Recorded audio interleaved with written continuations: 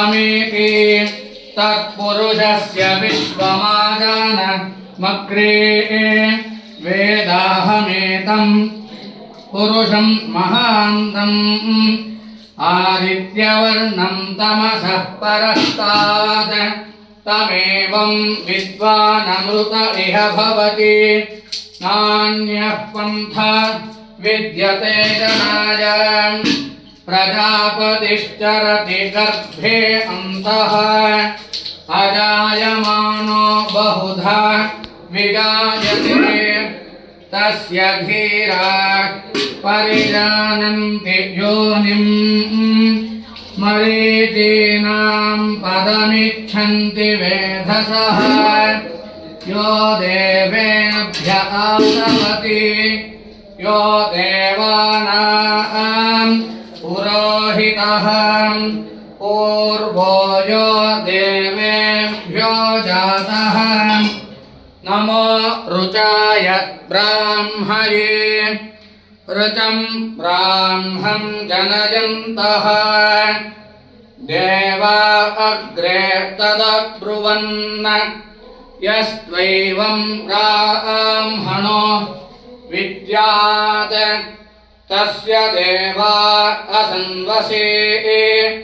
ह्रीश्च ते लक्ष्मीश्च पत्न्यौ अहोरात्रे पार्श्वे नक्षत्राणि रूपम् अश्विनौ व्यात्तम् इष्टं मनिषाणा अमुं मनिषाणां सर्वं मनिषाणा श्रीसीतालक्ष्मणहनुमत्समेतरामचन्द्रस्वामिने नमः अभयाञ्जनेय स्वामिने नमः क्षीरे वीर्याय मृगोन भीमः कुतनो गिरिष्टाः यस्योरुषो विक्रमणेषु अधिक्षयन्ति भुवनानि विश्वा परो मात्रया तनुवा वृधाना न ते महित्वं वक्ष्णुवन्तीम् उभे ते विस्मरदभि पृथिव्याः विष्णो देवत्वं परमस्य वित्तेम् विचक्रमे पृथिवीमेष एतान् क्षेत्राय विष्णुर्मनुषे ददस्यन् ध्रुवासो अस्य कीरयो जनासः पुरुक्षितिगुं सुजनिमाचकार त्रिर्देवः पृथिवीमेष एतान्